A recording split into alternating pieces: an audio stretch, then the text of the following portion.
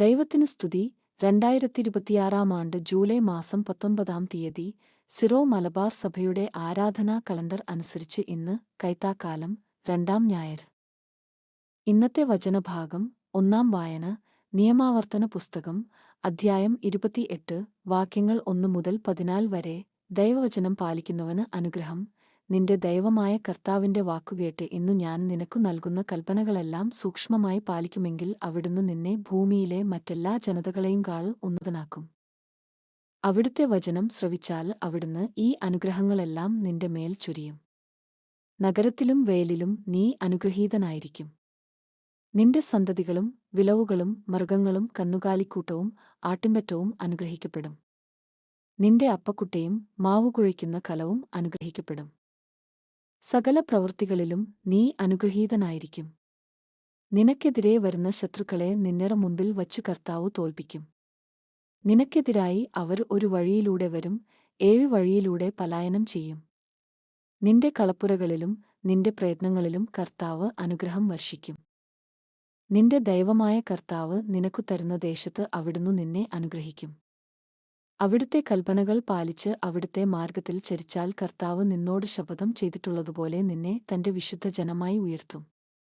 കർത്താവിന്റെ നാമം നീ വഹിക്കുന്നതു കാണുമ്പോൾ ലോകത്തിലുള്ള സകല മനുഷ്യരും നിന്നെ ഭയപ്പെടും. നിനക്കു നൽകുമെന്നു നിന്റെ പിതാക്കന്മാരോട് ശപഥം ചെയ്തിട്ടുള്ള ദേശത്ത് കർത്താവു ധാരാളം മക്കളെയും കന്നുകാലികളെയും നിനക്കു തരും. സമൃദ്ധമായ വിളവു നൽകി അവിടുന്ന് നിന്നെ സമ്പന്നനാക്കും. കർത്താവ് തന്റെ വിശിഷ്ട ഭണ്ഡാകാരമായ ആകാശം തുറന്ന് നിന്റെ ദേശത്ത് തക്സമയത്തു മഴ പെയ്യിച്ച് നിന്റെ എല്ലാ പ്രയത്നങ്ങളെയും അനുഗ്രഹിക്കും. അനേകം ജനതകൾക്ക് നീ കടം കൊടുക്കും, നിനക്കു കടം വാങ്ങേണ്ടിവരികയില്ല. കർത്താവ് നിന്നെ ജനതകളുടെ നേതാവാക്കും, നീ ആരുടെയും ആദ്യാനുവർത്തി ആയിരിക്കുകയില്ല. ഇന്നു ഞാൻ നിനക്കു നൽകുന്ന നിന്റെ ദൈവമായ കർത്താവിന്റെ കൽപ്പനകൾ ശ്രവിച്ച് അവ ശ്രദ്ധാപൂർവം പാലിക്കുമെങ്കിൽ നിനക്ക് അഭിവൃദ്ധിയുണ്ടാകും. നിനക്ക് ഒരിക്കലും അധോഗതിയുണ്ടാവുകയില്ല. ഞാനിന്നു കൽപ്പിക്കുന്ന ഈ കാര്യങ്ങളിൽ നിന്ന് ഇടംവലം വ്യതിചലിക്കരുത്. അന്യദേവന്മാരെ അനുഗമിക്കുകയോ സേവിക്കുകയോ അരുത്. ഇന്നത്തെ വചനഭാഗം. 2 വായന പ്രഭാഷകന്റെ പുസ്തകം അധ്യായം 10 വാക്യങ്ങൾ 19 മുതൽ 25 വരെ. കർത്താവിനോട് ചേർന്നു നിൽക്കുന്നവന് ബഹുമാനിക്കപ്പെടും. ഏതു വർഗമാണു ബഹുമാനത്തിന് അർഹം? മനുഷ്യവർഗം. ഏതു മനുഷ്യന്? കർത്താവിനോടു ഭക്തിയുള്ളവൻ. ഏതു വർഗമാണ് ബഹുമാനം അർഹിക്കാത്തത്? മനുഷ്യവർഗം തന്നെ. ഏതു മനുഷ്യൻ? കർത്തൃകൽപ്പന ലംഘിക്കുന്നവൻ. സഹോദരർ തങ്ങളുടെ തലവനെ ബഹുമാനിക്കുന്നു, കർത്താവാകട്ടെ തന്റെ ഭക്തനെയും. ധനവാനും ഉത്കൃഷ്ടനും ദരിദ്രനും ഒന്നുപോലെ ദൈവഭക്തിയിൽ മഹത്വം ആർജിക്കട്ടെ.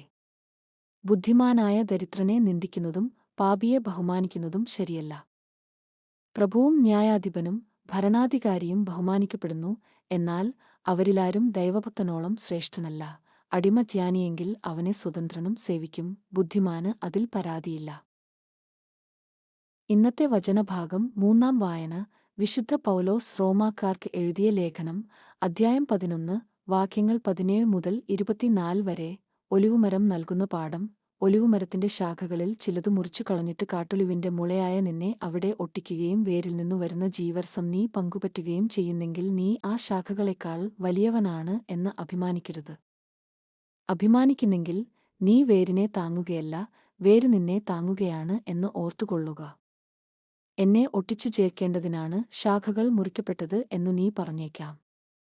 അതു ശരിതന്നെ, അവരുടെ അവിശ്വാസം നിമിത്തം അവർ വിച്ഛേദിക്കപ്പെട്ടു. എന്നാൽ നീ വിശ്വാസം വഴി ഉറച്ചു നിൽക്കുന്നു. ആകയാൽ അഹങ്കാരം വെടിഞ്ഞ് ഭയത്തോടെ വർത്തിക്കുക. എന്തെന്നാൽ സ്വാഭാവിക ശാഖകളോടു ദൈവം ദാക്ഷിണ്യം കാണിക്കാത്ത നിലയ്ക്ക് നിന്നോടും കാണിക്കുകയില്ല.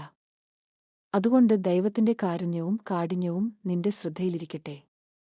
വീണവനോട് കാഠിന്യവും ദൈവത്തിന്റെ കൃപയിൽ നിലനിന്നാൽ നിന്നോട് കാരുണ്യവും അവിടുന്നു കാണിക്കും. അല്ലെങ്കിൽ നീയും മുറിച്ചു നീക്കപ്പെടും.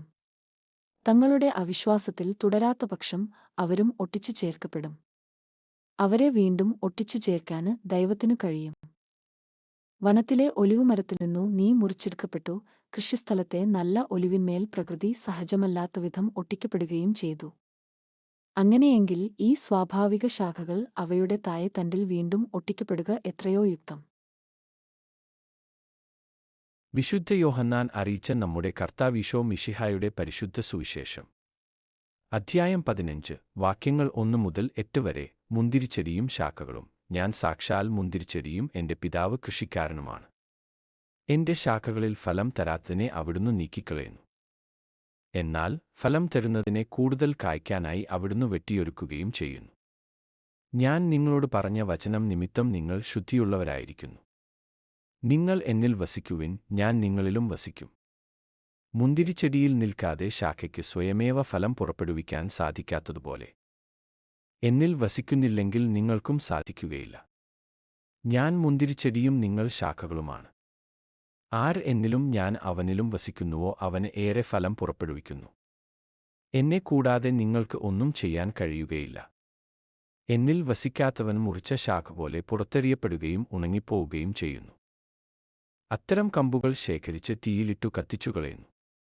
നിങ്ങൾ എന്നിൽ വസിക്കുകയും എന്റെ വാക്കുകൾ നിങ്ങളിൽ നിലനിൽക്കുകയും ചെയ്യുന്നെങ്കിൽ ഇഷ്ടമുള്ളത് ചോദിച്ചുകൊള്ളുക, നിങ്ങൾക്കു ലഭിക്കും. നിങ്ങൾ ധാരാളം ഫലം പുറപ്പെടുവിക്കുകയും അങ്ങനെ എന്റെ ശിഷ്യന്മാരായിരിക്കുകയും ചെയ്യുന്നതുവഴി പിതാവ് മഹത്വപ്പെടുന്നു. ദൈവവചനമാണ് നമ്മൾ ശ്രവിച്ചത്. നമ്മുടെ കർത്താവായ മിശിഹായ്ക്ക് സ്തുതി.